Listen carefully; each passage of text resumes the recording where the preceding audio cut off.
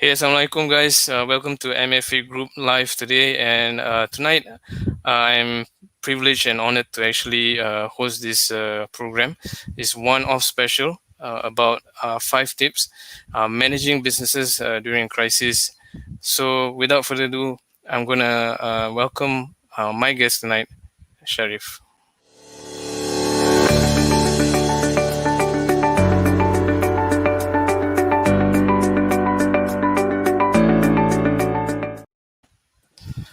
Hey, bro. Assalamualaikum. Assalamualaikum. Waalaikumsalam. How are you? Hey man, bro, Looking I sprightly. can't hear you. You can't hear me? Can you hear me? Yeah, I can hear you. I can't seem to hear you. Not sure why.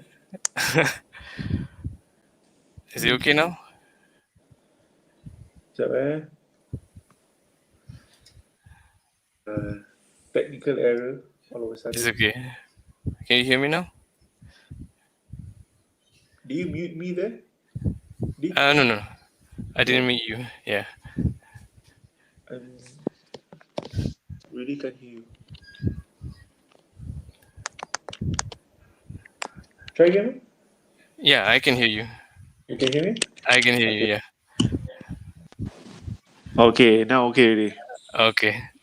Sorry about what, that, man. what was the setting problem? I don't know. I was just trying to meddle around with the volume, and all of a sudden it went Okay. off. No worries. Yeah. How are you doing, bro? You look sprightly despite your busy schedule today. Oh, okay lah. Alhamdulillah. I just started production work. Yeah, so this time around, I'm putting on the producer's hat, producing a drama series for That's us. good. Yeah. This is your how many projects for this Lesung series too? So Lesung, this is my second season for Lesung. Last year was its first season, and it was only for eight episodes. So this season is Alhamdulillah, we got 13 episodes lah. Yeah. Alhamdulillah. So for those of you guys who don't know, so this is just like a sideline business for me. I run a production house just to put my creative thoughts on a piece of canvas, to put it to put it to good use lah. So What's yeah, what's the name of your production company in case diorang tak tahu? Sunset Rocket Films. Sunset Rocket Films. Been around for a Yeah, while, right? for a while, we've been doing corporate videos, commercials, and then we moved on to broadcast. So Lesung is technically our first baby. And Alhamdulillah, we got a second season this year. Yeah, Second season is always good because that indicates the confidence the network has in your company. So it's that's right. always nice to return to the second season. That's right. So Alhamdulillah. this time around macam lain sikit kan. I mean, having gone through Lesung the first time, then now you're a bit more familiar with Pretty. the territory. Yes. We expanded the team a little bit. So now we have legs and hands to do things for us already. Before that we were just doing every single thing from pre-production to production, and then sitting in for the post-production. So this time around we invested a bit on some people. So we just concentrate on our creative process lah. Yeah. That's good. Yeah. So ni side business tapi your main business is still Chulop, right? Yes, my primary business is my F&B, two F&B joints, which is Chulop and Bombs and Buns, which I just launched earlier this year. Nice. Yeah. And to bombs too, I haven't tried. Lagi Yeah, I want to try it. It looks really nice Alright. on your IG. So inshallah, I MashaAllah. will make a trip one day. So Yeah. how's Chulop been, man, for the past 5 years? So Alhamdulillah, Chulop has been around for about 5 years already. It's definitely not easy. Initially, Alhamdulillah, we got a good response for the first year and all that, and then after that, things started to be stable. Right, Mm. the hype went down, and things started to be stable. I had to think of new strategies to expand, new items to add into the menu, and new marketing tactics as well. So that went on, and after that, we expanded another outlet, which is Mm. in Jurong at that point in time. Okay. So that didn't work out at all. It was only good for the 2 months that we were there, and then for the next 22 months that we were there, it was just like a gradual downhill. So, but Mm. nonetheless, when I was there in JCube, I learned quite a bit of things. In fact, a lot of things about the business, how to manage the business, how to manage your cash flow, and how to actually survive. Mm-hmm. So and what's the mistake that I made for Yeah. that outlet. Yeah, so it's just market research, lack of market research. I was too bought over by the agent that was trying to sell me the idea of renting inside a mall, and they were giving Was it me a lot because it's of. cheaper or what? Yeah, yeah. JCube is under a very popular, renowned, established developer. Yeah. So, for the rental that they offered me was a rental that I cannot get for a Grade A mall. Hmm. Right, so just a story, and then I was really really bought by the idea that it's very cheap, right? Hmm. So, and furthermore, it's a Grade A mall, and I've been getting a lot of the first year that I was operating my business. I've been getting a lot of customers saying, "Hey, please open in the west. It's too far to travel. Please open in the north. Please open in the west." So I thought this is the right opportunity to Yep. seize, and let's just put in the money. Yeah. So I went in 2016, a year after I launched Chulop in East Village. I Mm-hmm. went in, and the first month my profit margin was 25-30%. Great. And then it went to 25%, and then 20%, and then it went down. Why? Mm. Because I didn't do my market research, right? I trusted the agent fully with all my heart. uh, you know and then I disregard that the fact that there are two other giant malls in Jurong itself, which is Yes. Gem Gem and and Westgate. West, Yeah. and both are connected to the MRT, Yeah, and which is both, much closer, right? Yeah. yeah, yeah, and both have anchor tenants like Sephora, like those things that you can Correct. find in Yeah. town. It's there. Yeah. Whereas for JCube, they are only known for their ice skating ring Yeah. and the movies.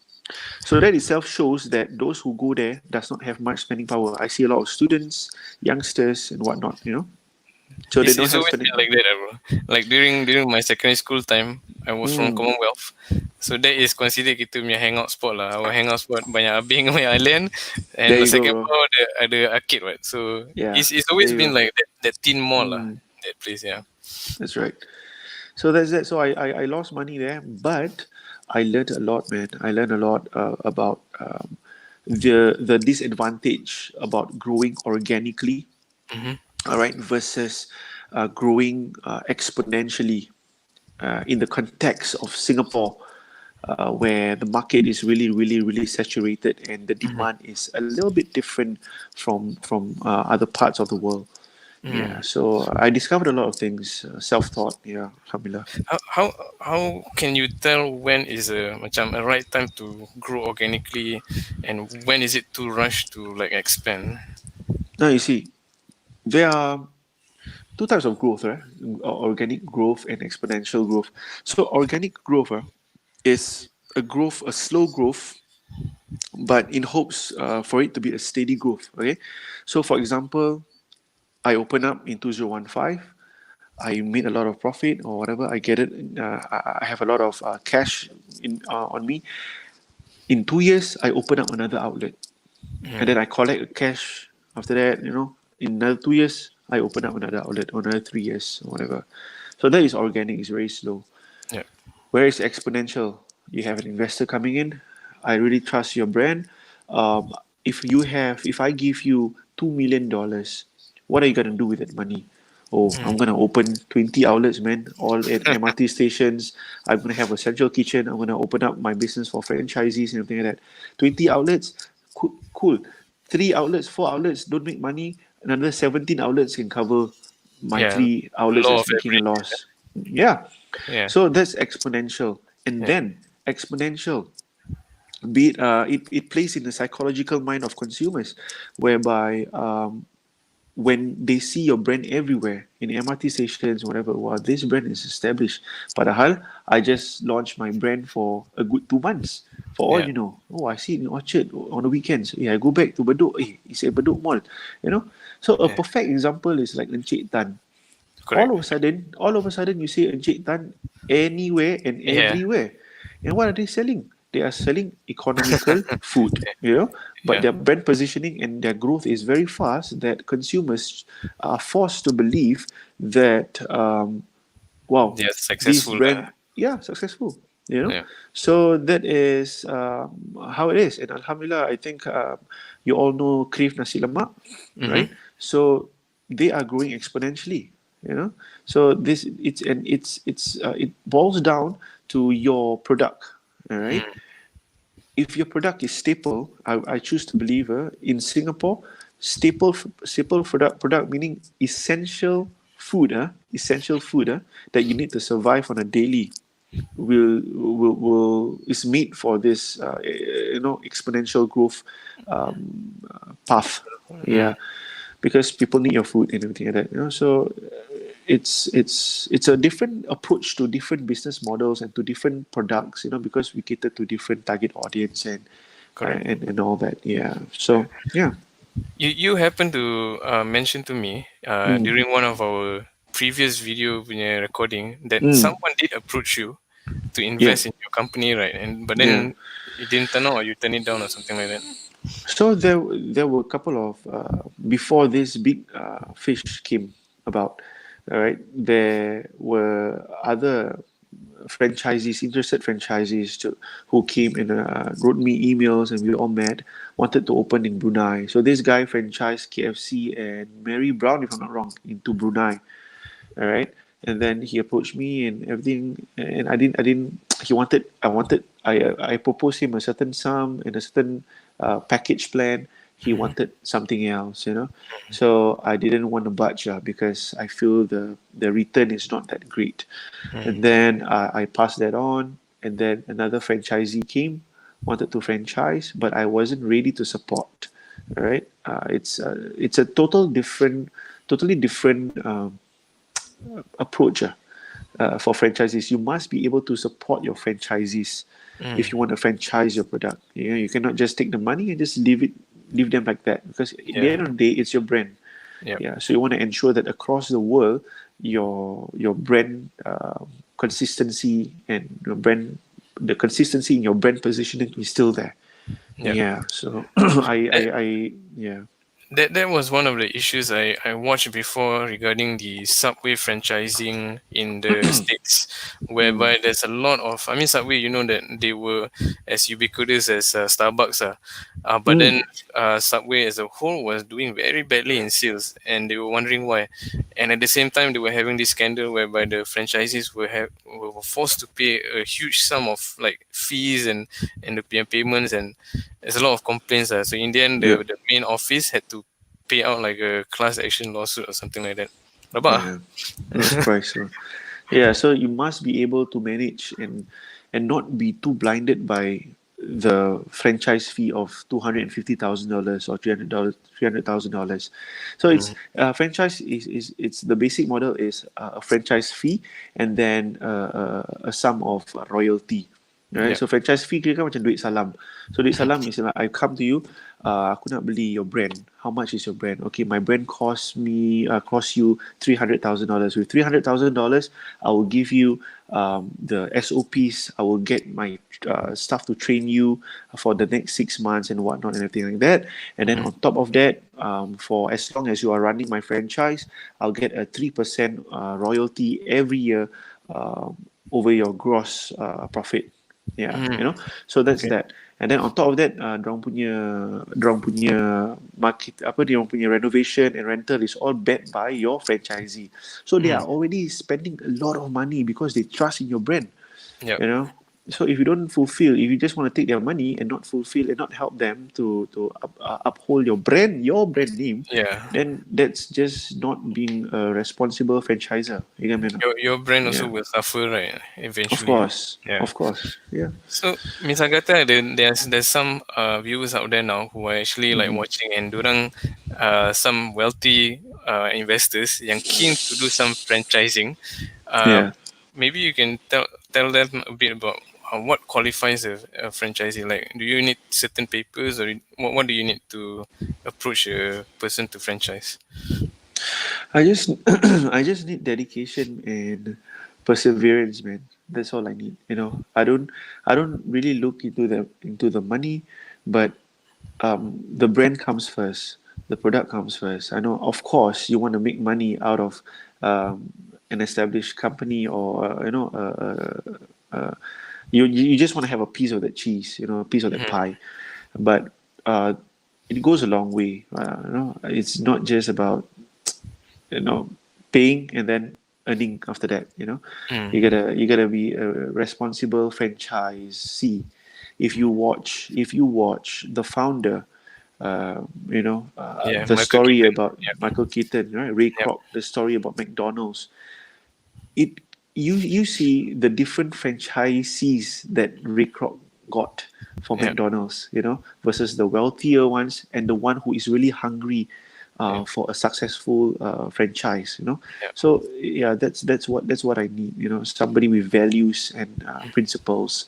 Yeah, not so much about the qualifications or the money and all that. Yeah, Okay, that's yeah, good to man. know. It makes the demographic a bit wider lah versus siapa yang Yeah, nak. That's yeah. good. Inshallah. So Alhamdulillah, I mean, I've seen how Chulop still, you guys powered through COVID, the circuit breaker and all that. Alhamdulillah, alhamdulillah. You updated me a bit about some of the changes that you had to do. So, Yeah. what actually allowed Chulop to survive throughout the crisis? Okay. So we all didn't know that this crisis was going to come. All right, and then it came. And when it came, we all didn't know that this crisis is going to affect us, because it was affecting everybody else except for us. Right? Everyone will feel like that. Right? So the whole thing is you have to be prepared on an everyday basis, and not just wait for a crisis to happen and then you are like, oh man, I should have done this, I should have done that. Preparing for a crisis, or preparing for a tough drought, I would say, goes a long way. And it has to be an everyday practice. It's the same as your examination, right? You study, you pay attention in school, you write your own notes, you revise and you revise, and then when exam comes, you are all prepped up for it, right? Yeah, Versus you just cabut sekolah, main street soccer, and then not pay attention and all those stuff, not revising, and then when an exam comes, you sleep on the table. Yeah, yeah, so you're not preparing for that. So it's the same thing. It's the same thing as for business. You got to have that discipline.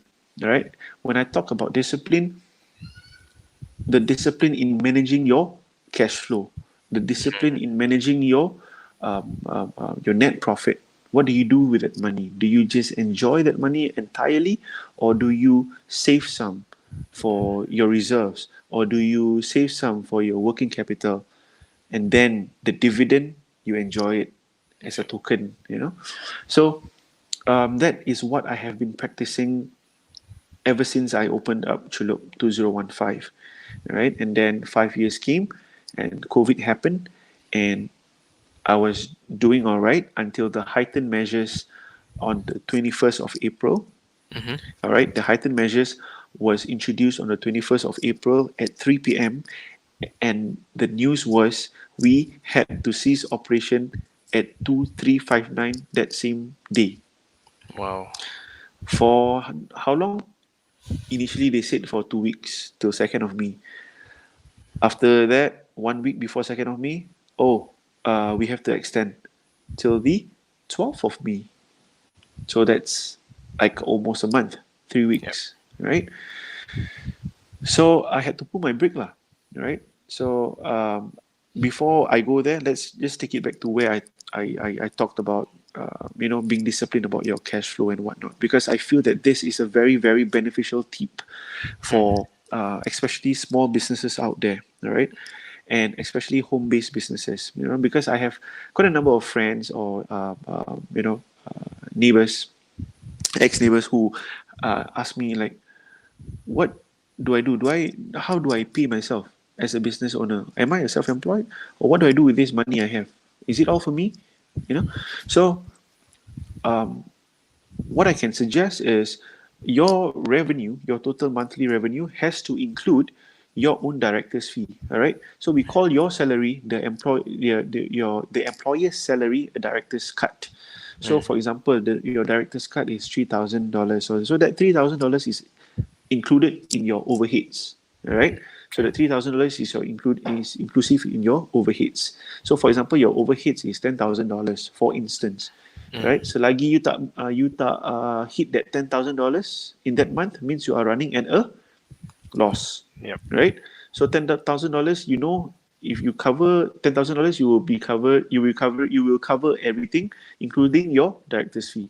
Okay. Yep. So what goes on after that $10,000? That is your net profit. Yep. Okay, your profit. So what do you do with your profit? Okay, my formula is 40, 30, 30. All right. So 40% goes to your working capital. I'll go into detail what is working capital, what is reserves and whatnot. 40% goes into your working capital, 30% goes into your reserves, and then 30% goes into your dividend. All right. You can choose anyhow you want, depending on your business, depending on your overheads. You can even go 60, 40, and then 60, 30, and then 10, Yep. or It really depending. depends or differs between industries. That's right. That's Yep. right. So as for me, food industry, I go for the 40, 30, 30, right? So 40% is my working capital. So what do I do with this working capital? What is working capital? I already make money every day. What I already recurring cash. So what is 40%? Fryer rosak, nak pakai duit siapa? Mm. Kan? Fryer rosak, habis tiba-tiba you wanna get a new item or a new something lah, a new Yeah. utensil, new appliance, Yep. Yep. and then you want to spend a little bit more on paying so-called influencers, right? Yep. Influencers to marketing costs and whatnot to bring your brand up to another level. So these are all the working capitals that you can tap on. You have, right? So these are Yep. your operating running costs, to either enhance your business or to manage or to sustain your business. Yeah. And then you have that 30%. Your 30% is your reserves. So this reserve you just simpan savings like your personal savings. You also need to have savings for your business, and then your 30% is your dividend. So if it's a $1,000 net profit, $400 is for your working capital, $300 is for your reserve. Duit tu tak nampak, just close your eyes and put it aside, all right? Or have another bank account for it, which I do. So I park all my reserves in another bank and not touch it. Yeah? And then your $300 is your extra lah, on top of your $3,000 pay that you've already break even, Mm. right? So this your $300 is your dividend. So your dividend fluctuates, right? Yep. Sometimes your net profit is 2,000, means you get more dividend, and sometimes sikit dapat sikit. Yeah. So this formula, this 40-30, you have to be disciplined in it, because why?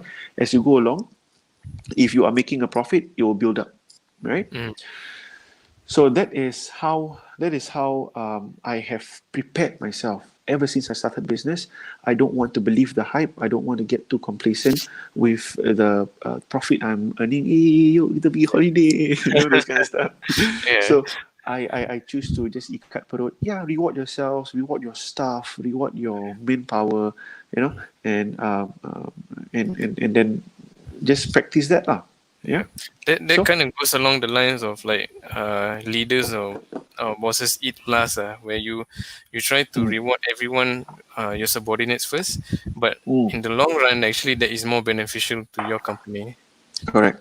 Yeah. So, yeah, it goes a long way, bro. It really goes a long way. Welfare, company welfare, Yeah. and then please, I urge all businesses out there, please pay your workers, um, as promised and on time. You know, if you cannot pay, please be upfront with them, and also if you have promised that you will pay your CPF, please pay your CPF, please pay their CPF. So because ni duit orang kan, and Yeah. it's people's life, and they've worked for you, they've worked Yeah. tirelessly for you, so this is Yeah. the least you could have done. Yeah. Yeah. So that aside, right? And then yeah, so that is how I practice and my discipline in ensuring that I am solid in that side of things. So certain months, if I have losses, nauzubillah, if I have losses, I have that working capital and I have that reserves to back me up. Yeah. Yeah, so that is how it is lah for me. Yeah. Because you mentioned that this ratio, this 40-30-30, is from the Mm. net profit. So that means you already cover back all the costs and overheads, right? So That maybe is right. some people will be asking, wouldn't that the cover back cost already like covering for business costs and all that? Why should I set aside another 40% for the capital? So the importance of working capital is because this working capital can act as a pool of money to either enhance your business or for you to use this money to be prepared for uh, unforeseen circumstances in a Hmm. sense. So you have this 40%. You don't talk about that 30% reserves. Reserves is not. It's like the country's reserve. You never touch it until Yeah, this CB. yeah, You get me or not? yeah. So it's like that. It's like that. Dia macam dah darurat and keluarkan reserve. Dia macam itu, right? Yeah. So this 40% capital is the money that you see that you have backup if Mm, you are having dry days. So for example, like I was building my 40% capital of working capital until I say, okay, dah cukup lah. I want to invest in a van. All right. mm, Why do I invest in a van? Because I was doing a lot of events. I was doing weddings before this COVID thing happened. I was doing Celeb Fest, Lalu Lalang event. I was mm. doing Bazaar Ramadan. And every time I have to call, Lala Move or a logistic company and wait there and everything like that, for them to get, sometimes cannot get. It's very, very Yeah. inefficient. Yeah. Yep. So when I invested in a van, I was using my working capital. Mm-hmm. And when I invested in a van, I looked at it as an asset rather than a liability, right? Mm. Because why? With a van, I know I can do more events without thinking of the logistics, the susah and all that. With Mm-hmm. a van, I can expand my deliveries, daily deliveries, and hence, expanding my revenue. Yep. Yeah. So that is what working capital is for. Some Yeah. example. Yeah. Correct. So yeah. That van also is an asset because I think it gives you total control over how you can move things around instead That's of right. being at the mercy of third-party Mm, vendors. Not that that is we right. don't support third-party vendors, but sometimes we just need control over certain things. Yeah, that is right. Yeah. So that is an example of what you can use your working capital for. Another example would be when I want to go in Bazar Gilang. Bazar Gilang rental minimum 8,000. Yeah. Okay? So 8,000. Mana nak dapat duit tu? 8,000 ataupun mana nak dapat 4,000? Mm-hmm. You have not started your business at Bazar Gilang. You have the if your working capital is strong, you have the option of using your working capital. Yeah, Mm. because you guarantee that 4,000 in 12 days in Gilang, I can cover back that 4,000 and masuk balik working capital. You get Okay. me? So Yeah. this is what I mean by managing your cash flow. When you are disciplined, your cash flow is strong. Mm-hmm. Kalau benda tertarik sikit pun, you masih boleh tarik balik that thread. Yeah. You dah tak terputus. Yeah. Okay. So this is the importance of working capital and managing your cash flow lah. Nice. That's really sound advice. I hope more of the Yeah. people who are doing home-based businesses also start to adapt Mm. this and treat their home-based business as a serious business and not just macam Yeah. suka-suka punya. Yeah. Yeah, correct. Because I tell you, honestly, all this throughout the whole CB period, we've been getting a lot of DMs and emails from home-based businesses, asking whether we can promote their products and whatnot. And out of courtesy, I just take in wanting to give them that platform that they need. Mm. So when I try all their stuffs, solid. Their presentation, most of them are solid, and then some of them have even customized packaging. Mm. So they have a vision. I can see that most of them have a vision, and they want to start small first, which is a good move to start Yep. small and keep your overheads low, suppress your overheads. Yep. Yeah. So that's the potential that they have, lah. Yeah. So that's really pretty much like how you function during normal time, peacetime, right? That's right. That's right. And that has helped you, like, at least with that discipline, it kind of helps you with uh smoothing out the process of going through CB and all that. Yeah. So for those who probably want to know more, is there any other added tips atau another layer or another tier to having really a strategy to go through a crisis for your business? Okay. So I let's just get into it. Like, I just want to share with you guys the five important tips, or I would say strategies, based on my experience. You know, running a business in this during this pandemic period. So, aside from the discipline and good practice which you already have made, right? So when you are in a crisis, there's a lot of unforeseen things that will happen, right? So you got to act fast, right? So number one is, um, business owners, you guys have to adapt, right? Adapt meaning adapt to the whole situation. Okay, dia dah terjadi, dah tak ada dah, apa nak buat, instead of ranting, merepek apa, you know, those kind of stuff. So Yeah, adaptability in business is very, very important. yeah, Oh, the world is changing like this, I adapt like that. Oh, economic down like this, I adapt like this. Oh, my customers demand is like this now because times have changed. Okay, I adapt. By adapting means you can stay relevant because mm, market change, you know, yeah, consumers behavior change, technology change. You also need to change. You cannot be in your own shell and just do your own thing, you know. mm, So it's very important to adapt. And then when you during a crisis, after you adapt, you improvise. Okay, what can I improvise now? You know, what can I do to to make my cash flow better, or to manage my men better? Yeah, and then you overcome your obstacle, right? So when you adapt and then you improvise and then you overcome, it seems it feels, you will feel that, okay, everything is under my control, mm, everything is still under control because you have set your mind right, and you know how you feel about this whole situation, and then you can properly think and execute your plans. Yeah. mm, So it starts within you as a business owner, as a CEO. It starts within you, to really accept the fate that this is happening, and let's do something about it. You know. yeah, So when it starts with you, it's a top-down approach, bro. yeah. Starts with you, and your approach is correct, and then everyone that goes below your hierarchy just flows, We'll and have then the it will same translate. attitude, mentality, all that. Yeah, Correct. Yeah. correct. So everything will translate. If you panic, wow, chala, chala, chala. Sorry, I think you have to just stay home. I have to cut your pay. Wow, everybody panic. You Yeah. know, you are not managing things well. You are just acting because your situation is very touchy and everything like that. Yeah. So you still have to have that control. That's a good thing that you brought up about. Yeah, I have to, by the numbers, I'm not producing, so I have to cut certain Mm. people's pay or even cut people off, like downsizing. Yeah. And it kind of reminds me of this video from Simon Sinek, how he advised leaders to take the approach of treating your company, the Mm. staff on your company, as family members.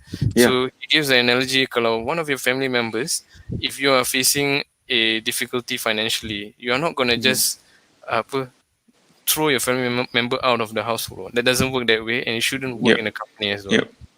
Yeah, That's right. Exactly, bro.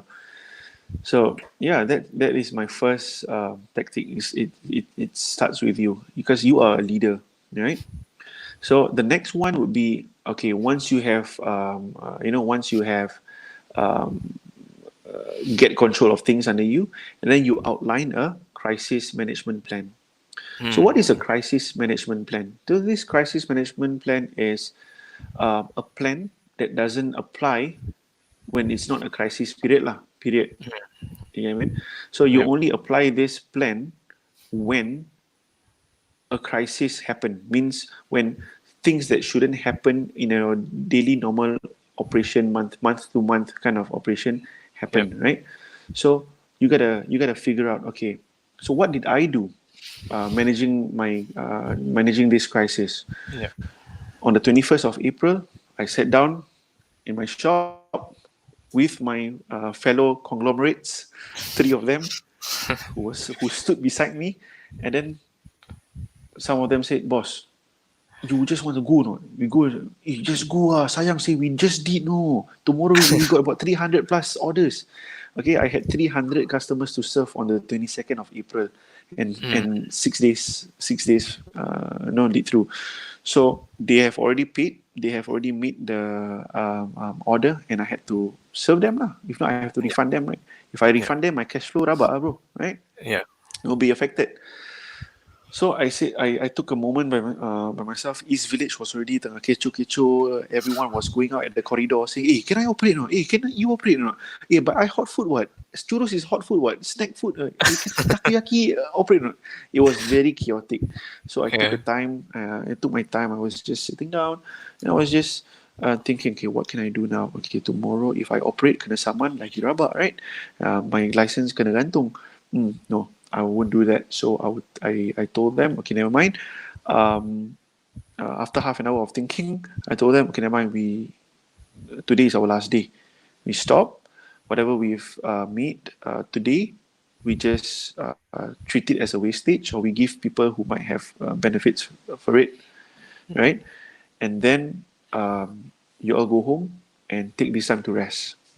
All right. I'll update you what am I going to do in 2 days' time.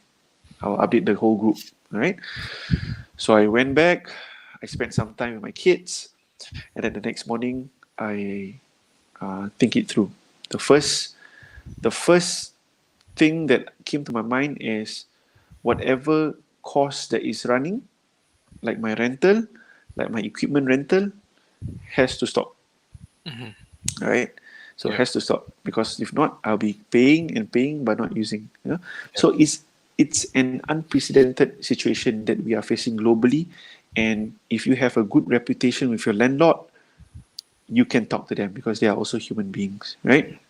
So I came up with a plan. This plan is called a rental holiday plan, whereby I'm going on a 2 months. I proposed them a 2 months rental holiday, and I won't be paying rental for 2 months. However, if I once I start back business, for example in June, give me at least 4 months to pay back that 2 months. You Mm. see, so I'm taking 4 months to pay back a 2 months worth of rent. Not Yep. too bad. Not too bad for me. 4 months. Okay, you can still stretch a bit. Yep. Pay them in threes or in 1 4 quarter. Yep. Yeah. So that was what I did, and Alhamdulillah, my landlord gave me a straight yes. Right? Okay. Yeah. So that also comes with a price lah. You have to be a good tenant lah if you are Yeah. renting from them, right? So Yeah. every month before this crisis happened, pay them regularly. Don't wait, Correct. make them chase you. And Part then of when it, best business practice juga lah ni. of Right. course, Yeah. and then when you need their help, they will definitely help you, inshallah. Yeah. Right? So that was one. And then I also went to my equipment rental person, and they said they will give me a rental holiday also. So that is clear. I know my running costs, the two Suspended. major things suspended. Yeah. Okay. Nice. After that, what I did was I went to the cash flow sheet. I go and check. Okay, can I pay? I make sure I can pay my manpower. Okay, so my part timers, because some of them that give the dates. I've already given the schedule for the whole week. All of Yeah. a sudden, 21st April, kena sekat. Yeah. Then what happened to my pay? I already dah target say nak kerja 22nd, 23rd, 24th, 25th, 26th until the end of the month. Now Yeah. I cannot work. My money dah ni lah kacau. So what I did was, okay, I give all of them, all of them, I give them the pay that they were supposed to get, and on top of that, I give them so-called a bonus, Mm. because before the 21st of April, my demand was on a high ever since CB started early April. So I Yep. had 2-3 weeks of CB, and Alhamdulillah, ironically, during CB, the demand for my products went up, because people staying at home don't know what to do. They just open fridge, no food, they call, right? So that is the habit of consumers, and it Yeah. was really, really crazy. And alhamdulillah, my team managed it well lah. So I give them duit penat, and so that they can last for the 3 weeks that they don't have a job, right? Yeah.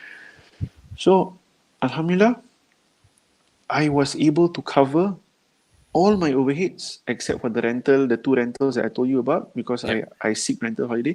Alhamdulillah, I managed to cover all my rental overheads, all my overheads, including paying myself, Yourself. director's fee. Wow. Nice. So for example, tapi tak full amount lah. So for Yeah. example, I take $5,000 on a normal day, director fee, on a normal month. You don't go and take $5,000, you know.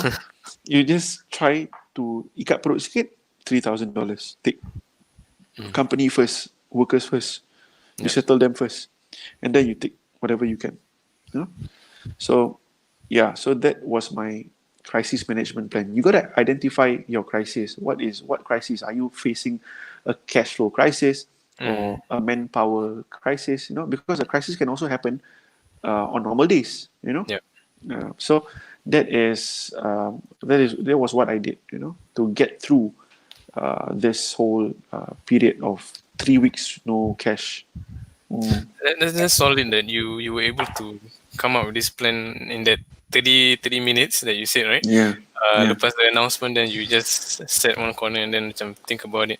I guess this like leads into your next point, because man, that took some deliberation and the courage to have to face your workers to say that we have to stop. I yeah. mean, like I can't even imagine the expressions on your face when you actually said that. Mesti ada yang macam, is he serious? Yeah, yeah. We have to stop. And then we have, because the part that they cannot believe is because we have 300 customers to serve the next day. It's Yeah. 300 customers. And they say, never mind, guys, you just chill. Me and Khalis, my general manager, will call all the 300 customers tomorrow. So we did call all 300 customers tomorrow, the next day, and explain to them the whole situation. And Alhamdulillah, I would say that 85 to 90% of them didn't ask for a refund. Instead, they Wow. asked for postpone lah. Okay, Yeah, that's they not bad. totally understand our situation. So we're really, really thankful for that lah. Yeah. That's nice. So yeah, there's that. So yeah, my next point that you were talking about is to actually admit that you have a problem lah. Yeah, you sit Yeah. down there for 30 minutes while it's well, your other areas are getting so chaotic, and Yeah. then you admit that you have a problem, right? And then you keep calm, and then you take action and stay positive. That's all you need lah. And it boils down to my first point, which was to adapt, improvise, and overcome things, right? So it starts with you. Why I emphasize number one and number three, if you notice what's familiar about these 2 pointers are, it starts with you as a leader or as a CEO, right? Mhm. So if you panic, everyone will panic. Correct. If you kanchong, everyone will kanchong, right? And I would say that I was a very kanchong boss during the initial stage of business. Customer is waiting, faster, faster, faster, faster, faster. So it came to that point until after that I got used to it, and then I manage myself better, Yeah. and then I slowly get out of the micromanage mode. Yeah, I micromanage really, really rabak, bro, last time. Yeah, I guess that's yeah, normal for initial startups when you want everything to run smoothly. perfect. Yeah. I've seen how this is like reminiscent of how when Ramsey had his first restaurant. Rabat sen dia tekan dia Yeah. punya. Yeah, it's like that lah. So that's how you do it lah. So that's my third point, which is admit you have a problem. Please keep calm, don't panic, all right? And then take action, because if you panic, you cannot think straight, Yeah. right? You're already tired, you're already working, and then if you're panic, you cannot think straight. You just flip, and then you just have already as it is the situation around you is very negative. Yeah. So all you need to inject is more positivity rather Yeah. than negativity, right? Some optimism, Yeah. Yeah, some optimism goes a long way. Yeah. Yeah. Okay, bro. So We that's are that. Yeah. halfway through your strategy Eh, or your plan. yeah. So fast. So I just wanna shout out to all of you guys who have been watching. Alhamdulillah, the Alhamdulillah. the counting viewers is like Alhamdulillah, thanks for joining us. And Alhamdulillah. if you guys have any questions, any queries, any clarification, atau just want to shout out to your favorite celeb ni, then Ish. Yeah. then just put in the comment section, ask the question, because he is, I've spoken to him, and the found respect that I have for him as a personality, as an artist, and now as a business owner. I have to say that Uh, Syarif is legit. So any questions you guys have, please put it's legit. please put in the comment section. I mean, like really, you are up there, bro. Like in No terms lah. of whatever that Trying. you've done so far, Hmm. I've seen it over the years. It's like you've proven yourself time and time again. Thank you, Yeah. bro. So Inshallah. yeah. Yeah, So just ask me any questions because I'm willing to. I'm really I love looking at young people with entrepreneurial spirit, yeah. and some of them have brilliant ideas but no motivation or no platform given to them. So that's why if I see a potential prospect in your product or whatever, your service that you're providing, I'm more than willing to actually share with you my knowledge. Yeah, it may or may not work for you, but at least you know that certain pointers can be relevant to whatever you're doing. Yeah. Nice. Cool. Okay, bro. So coming back to your 5 tips, you're Yeah. gonna share the fourth one, right? So Yeah. So the fourth one would be, this one goes a long way, right? Care for your leadership team and your employees. So who is your leadership team? Your leadership team, depending on how big is your company. Your leadership team would be your general manager, right? Your HR director, or your marketing department. These are all your leadership team leading different departments in your company. So for me, my leadership, my team would be, it's a very small team, but impactful ones. So my team is my brother. He's my general manager for both Chulop and Bobs and Buns. I'm the managing director, and my wife is also the general manager. And then I have a marketing creative that's with me, who focuses on marketing, strategies and whatnot. And then I have my kitchen team, my full timer, my core team, my backbone. So this is my leadership team, right? So care for them when they are out of job. Just don't chuck them aside, because you'll need them again when times are better. You need their expertise. You can't be in the kitchen doing things. Even so, if I can, that's not my job scope, because my job scope is to actually grow the company and drive the company towards my vision and mission, right? So you need their expertise, you need their strengths, you need their ideas. So care for them in terms, don't only be there during good times, but this is the testing time that you need to be there for them. That shows what kind of a leader you are. All right. So check on them. Are you okay? Are you all right? Do you have enough cash or whatever? Don't worry, we'll get through this. Give them hope, give them faith. However or whenever you can, just do that. Right? And then employees, your part timers, like I said just now. Um, if you can, reward them, with bonuses, or reward them with, give them incentives. If they perform, or if they know, that they slog through for you, just reward them. Jangan kedekut with manpower. Honestly, bro, orang kata jangan kedekut dengan pembayaran orang, yeah, because number one is it's not nice, and number two is words get around very fast, and it will affect your and tarnish your brand image, right? yeah, So that's what we don't want. So all this, you don't operate alone. What I'm trying to say is, you don't operate alone in a business. yeah. There is only a certain height or a roof or a limit that you can go to if you operate it alone.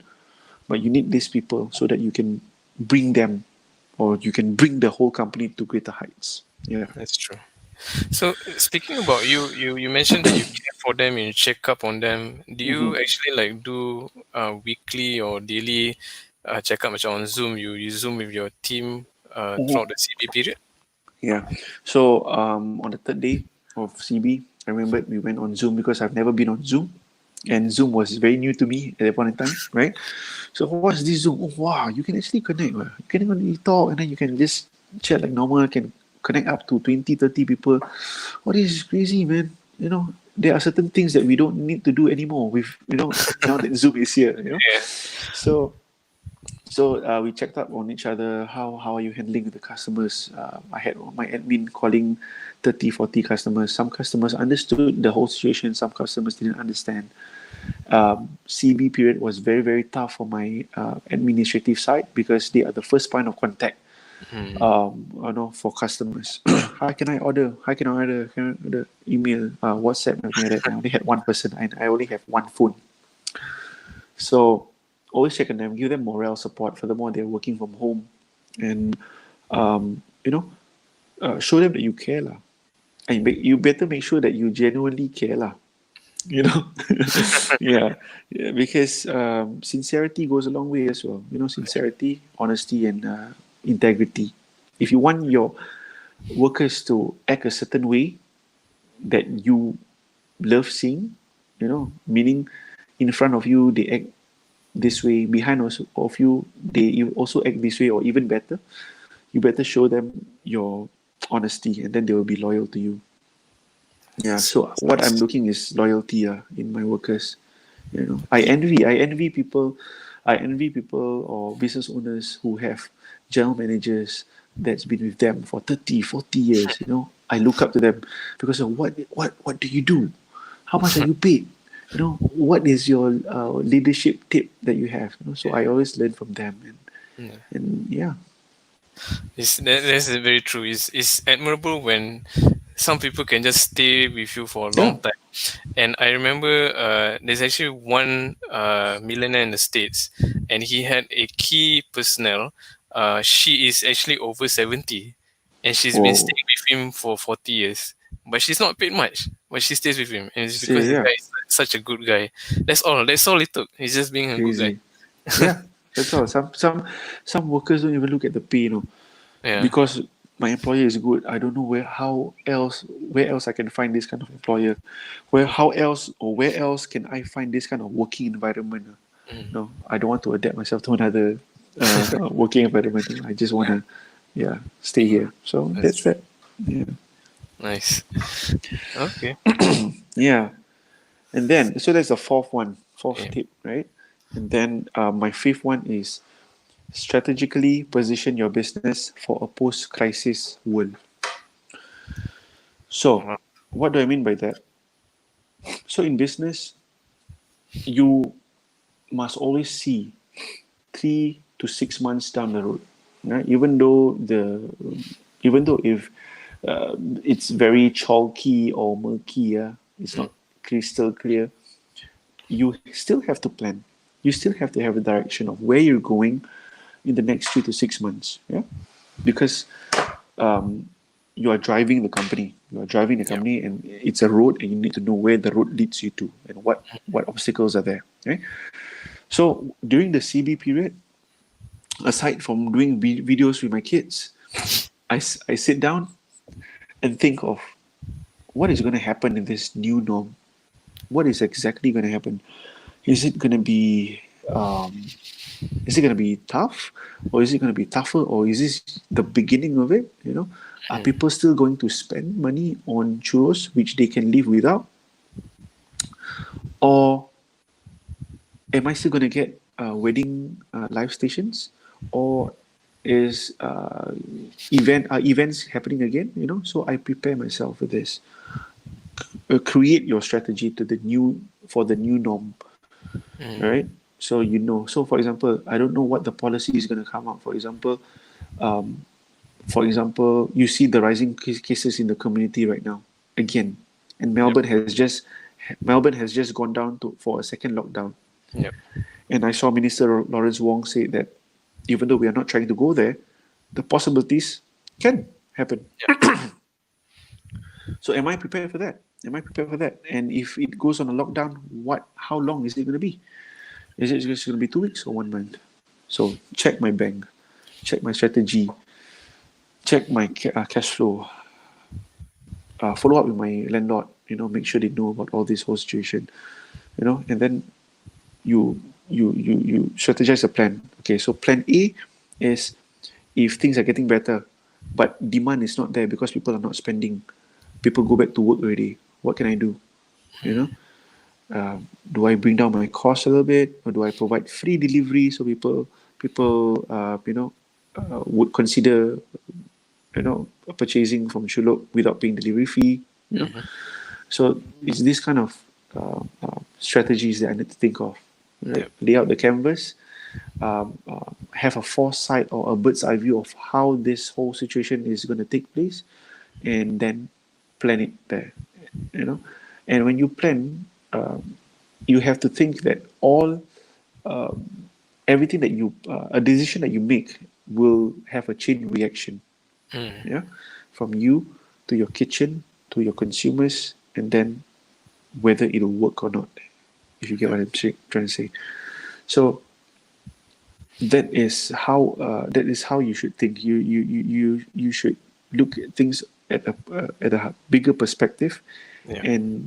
and see whether it will really benefit your company. Yeah, if there's no need to spend on certain things, please don't. Yep. Yeah, if you can wait for that to be later on when things are more stabilized, then do it. Only be very careful about your money right Yep. now. Yeah, that's what I'm trying to do now. Yep. Yeah. This point seems to be quite a weighty one, and it kind of shows through your mannerisms and expression. I think because like we really are living in unprecedented times, and the Obviously, bro. uncertainties are like so much. And I feel like on your part, you kind of like exude the I really have to carefully walk the plank or Yeah. walk this tightrope, because either if I make a one wrong move, or either I have Yeah. maximum of two wrong moves, Correct. that could be it from my company. That's it. That's it. Yeah. And I wouldn't want to say what lah, but you also have to plan. Na'uzubillah min zalik. You see all these clusters happening in Causeway Point, in this, that ending cases. What if it's your outlet? If it's if you are running a food establishment, the number of customers going in and out, Yeah. your workers, you don't know where they go after that. Yeah. The number of delivery guys coming to take your order and giving it to houses. Yeah. What happened? What will you do if you one person from your establishment is tested positive, and then they'll do contact tracing, and then you are forced to shut down Mm. and sanitize the whole area, and then only open after a month or 2 months after everyone is tested. Yeah. Nobody can work, you Yeah. know. So do you have enough cash for that? Is your landlord understanding to a certain level that you cannot pay their rent for the next 4 months or 5 months? Is your working capital enough to or your reserve and all those stuff? So those are the kind of things that make my hair grow white lah every single day. you know Understand. Yeah. yeah, so It there's a does lot of weigh on you, lah. Yeah. so this post-crisis world is not so clear lah. It's not so clear. I don't have a definite plan. I can be honest with you. I don't have a definite plan, but I know what to do if this happens. Certain Yeah. things happen. So yeah, that's how I see it lah. Oh, things just got really real just now. Yeah, bro. Yeah, bro. I don't know when this is gonna end, bro. It doesn't seem like it's gonna end anytime soon. Yeah. Okay. Yeah. Wow. Thanks so much for those five tips. Those are really good tips, and the fact that you've been in the business arena or as an entrepreneur for 5 years. Some people might Yeah. think that's a short time. Some people might Yeah, think it's it a long is. time. Yeah. But still, for 5 years, you already can come up with these five tips for Mm. aspiring entrepreneurs, for aspiring business owners. That's really, it says something about your journey as an entrepreneur, your journey as a leader, to be able to see and introspect, and all these things are coming out of you. So thanks so much for No, sharing it's this my, with my, my my people. pleasure, bro. Okay, Pleasure. we actually have a couple of we actually have one question. Okay. But yang siapa yang belum ada question, belum taruh question tu, but you have a Mm. question, feel free to put your questions in the comment section. We have a bit of time lah. We can spare about Yeah. 3 questions you can answer, bro. Sure. Why Okay. not? So the first one is from Amir Sahrir. Okay. His question is, thank you for this great session. May I know how to encourage yourself to move away from micromanaging and trusting your workers? Also, in retaining the quality, is it just by having SOPs? So that's a good question. Thank you, Amir. Okay, thank you, Amir. Okay, how to encourage yourself to move away from micromanaging and trusting your workers? Okay, it's about it's about just trying to get out of it. Just get out of it. Okay, why? If you micromanage, right? If you micromanage, I'm talking in a micromanager kind of perspective, because when I micromanage, um, I don't see my employees growing, Mm-hmm. and when I don't see my employees growing, I blame them. Why are you just acting the same way for the I blame them. I tend to blame them. I tend to see that I don't think they are cut out for the job, right? Because I am looking at them um, in a way whereby it's through just my own perspective. I don't know what they are capable of. Mm-hmm. For all you know, they can perform better when I'm not around. Because when I'm around, they are under pressure, right? So they cannot grow. So that's number one, right?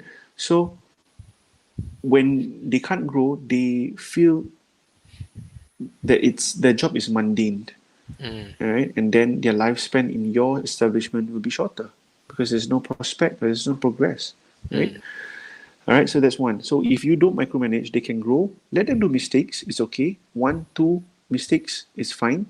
Let them learn and not repeat it again. All right. So and then therefore they can grow and learn and become better. Right. But how do I convince myself and how do I encourage myself? So what I do is I think, again, I think I would say, if I get out of the kitchen, what can I do? What is my mission and vision when I first started this? By being in the kitchen, am I actually bringing my company towards the mission and vision? No, I can't because Mm-hmm. I'm doing what I'm not supposed to do. And when I get home, I'm very tired. I cannot think. You Mm-hmm. know. So what drives me is what I can achieve for my establishment, what I want for my establishment. Okay, my Instagram followers now is 10,000, for example. I want my my Instagram, my awareness, my crowd, my demographic to expand, and hence my Instagram followers expand to 20,000 in 3 months. How do I do that? Let's do that. Let's do some videos. Let's do some collections. Let's run some promos. Let's create some awareness. So all these are tactics and thought process that you need to have to bring your company to greater heights. So bringing my company to greater heights was my encouragement and my motivation. Right. Also, in retaining the quality, is it just by having SOPs? Yeah. So that goes again. If I go out, what happened to my kitchen? Are they going to learn? Are they going to follow my SOPs, or are they going to cut short or shortchange me? And then my quality will be affected. That is the number one worry. That's why you micromanage, right? So initial stage you have to micromanage, never mind, but you need to have an SOP lah. Okay, so this is the SOP. 3 minutes of frying time. After that, this is how you coat. After you coat, you toss. After that, you put inside your box. You don't close the box first because the warp is still so hot. So everything has to be on paper Mm-hmm. because your staff masuk telinga kanan, kadang-kadang keluar telinga kiri, kan? And then part timers, how many part timers you want to remind, right? So when I go into a kitchen, normally I would always, if I makan in cafe, right, I would just see the walls of the kitchen. Wah, ni wall banyak graffitis eh. It's a lot of vandalism, and those vandalisms are not just vandalisms. It's actually SOPs. It's there for your for your staff to follow. Yeah. So that is how you maintain SOP. If they screw up certain things, hey guys, I've put it on the wall. Check it out. That's the SOP. Mm-hmm. When they see things every day, then they will learn.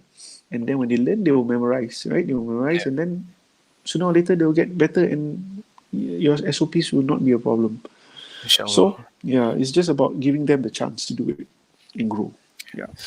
I guess it's like part of human nature when you have a chance to uh, make mistakes, like how a Mhm. child learns to walk by falling down and then picks himself up and then walk again. That's the only way that. they can learn how to walk. So Exactly, bro. that's really good advice. So Thank you. thank you, Amir, for that question. I hope Sharif answered that. Thanks, Next, Amir. we have a question by A. Rashid Mahmood. Yeah. And his question is, what do you do when there's inconsistency even with standardized SOP? Oh, next level. Would you Mm. still trust your staff with the job? Okay. Of course, maintaining consistency equates to sustaining your service and your product, right? So, of course, we want consistency in every aspect of our business. But you got to ask yourself, are robots working for you, or are humans working for you? And then you question yourself, how consistent are you in waking up every day at 7 a.m.? Are you consistent? Waking up at 7 a.m.? Or sometimes you wake up at 7:05 or 7:10. Sekejap 7:15 That's human, right?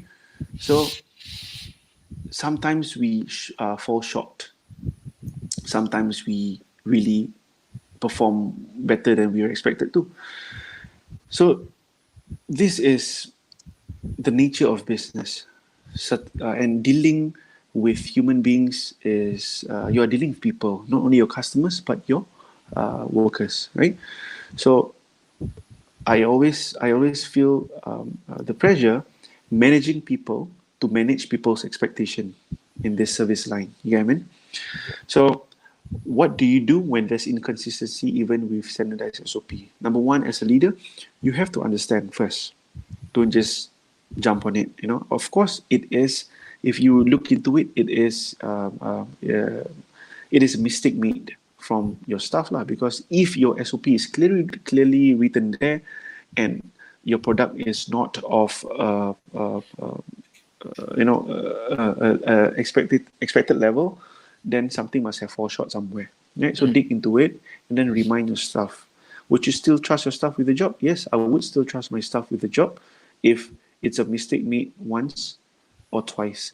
If it's the same mistake made 5 times, 6 times, and then it starts to tarnish the reputation of my company and affecting the sales, and then there is something to really consider. If it's about service, okay, you're not good at your service, I think you suck. Just go back to the kitchen. Just go back to the kitchen site and do whatever that does not require you to serve the customers. That's what I meant by not straight away fire people lah. Identify their strengths and weaknesses, and then act from there. You still cannot do that. Okay, I don't think you're fit for the job. I'm sorry. It's like there's that. Yeah. So that's what I do when there is even after 5 years, there are still occasions whereby there are complaints with missed out items, or there are complaints with inconsistent products. Yep. So get to the root of the problem and solve it there. Yeah. Thanks, bro. That's actually really wise advice, because I mean, even factories have defective products, and those are Of course. machines. Of you know, course. You see? so expecting humans to be almost machine-like, then there's a bit of an unrealistic expectation. So, Yeah. so I hope that answers your question, Rashid. That's a very good question. It seems like there's no one else that Okay. has put in the comments. I think dah malam biasa nak kena kerja Nak pagi ke apa. kerja. I don't Yeah, know. yeah, yeah. And Yeah. tomorrow I think you still have a shoot, bro. Yeah, bro. My call time is at 8 a.m. Uh, So I miss those yeah. call times. Yeah. That's right. Okay. Yeah. So I guess to wrap this up, you have any last words for those aspiring business owners, or currently are business owners already, for them? I just want to say that don't feel demoralized, or don't feel unmotivated just because this is the new norm, where the world around you or the news around you is constantly saying that economy is going to go on a downhill. Please be prepared, save your job, whatnot. If you have that whole entrepreneurial spirit that you have had all along, wanting to open up a business or wanting to do this or do that, please don't let this whole thing die down, kill it. You can put it aside if you're not confident that you can execute it, but don't forget about it, right? And if you still want to embark on it and want to invest in certain ideas that you have had for the longest time, you don't want that fire to burn out, please calculate your risk, right? Do a risk calculation. If I make it, how much will I make? How long can I break even? If I don't make it, how much will I lose? How much will I lose? Mm. So that is very important, especially during this time, because if you have $50,000, if you open up a business without managing it well, there goes your $50,000. Or you can choose to use this $50,000 and put it in MFAG and get returns. Oh, that's a nice plug.